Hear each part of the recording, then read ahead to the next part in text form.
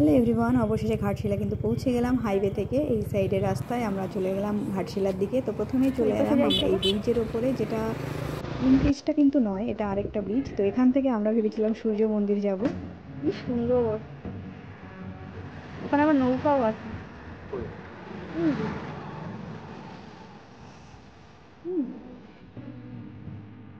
থেকে হাঁটা পথে তো যাওয়া যেত, কিন্তু গাড়ি নিয়ে যাওয়া যাবে না, তাই আমাদের মেইন রাস্তা ধরেই যেতে হবে। তো আজ আমাদের প্রথম স্পট হচ্ছে সূর্য মন্দির, যার পাশে এরকম সুবর্ণরেখা নদী।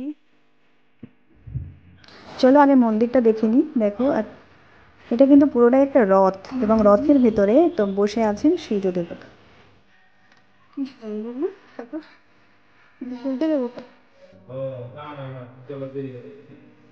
মন্দিরটা খুব বেশি বড় নয়, কিন্তু ঠাকুরের মুখটা কিন্তু অসাধারণ সুন্দর।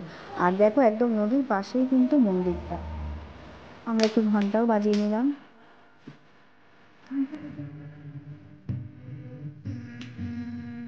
বাজানো তো বাজানোর চেষ্টা করলাম, কিন্তু হলো না। এবার ও বাজালো। আচ্ছা, এখানে কিছু আছে, রথ চালাচ্ছে। ইনি কে রথ চালাচ্ছে? সূর্য দেব।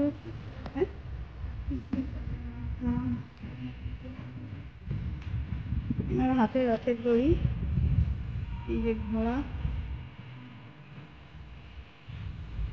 খুব সুন্দর। ছোট্ট একটা রথ মন্দির কিন্তু অপূর্ব সুন্দর। আর জার্নির প্রথমেই মন্দির দর্শন করে তো মন তো পুরো আনন্দে ভরে গেল। তো এখান থেকে নেমে আমরা এবার নদীর পাড়ে যাব। তো দেখো, পাশেই নদী। চলে যাই, দেখে আসি। এই যে সামনে মন্দির, আর বাঁ দিক থেকে আমরা নেমে যাব ঘাটের দিকে। আর এই রাস্তা থেকেই আমরা সিঁড়ি ধরে নদীর কাছে নেমে যাচ্ছি। এই যে হচ্ছে সুবর্ণরেখা নদী। আমরা এখন যাচ্ছি নিচের দিকে। এটা ঘাট, সিঁড়ি। ওই ব্রিজে ছিলাম আমরা দাঁড়িয়ে, তখন দেখছিলাম। এই হচ্ছে নদী, আর এই হচ্ছে মন্দির। একটু জল হাতে নিলেও আমার মাথায় একটু ছেটালো। এইভাবে নদীতে একটু হাত ধুয়ে বা জল ধরে আমরা আবার সিঁড়ি ধরে ওপরে উঠে গেলাম। এইটুকুনি সিঁড়ি উঠতেও কিন্তু অনেক কষ্ট, এটা কিন্তু অনেকটাই ঢাল। তো সূর্য মন্দির তো দেখা হয়ে গেল। এরপরে আমরা নেক্সট যাব হচ্ছে গৌরীকুঞ্জ, যেটা বিভূতিভূষণ বন্দ্যোপাধ্যায়ের বাড়ি।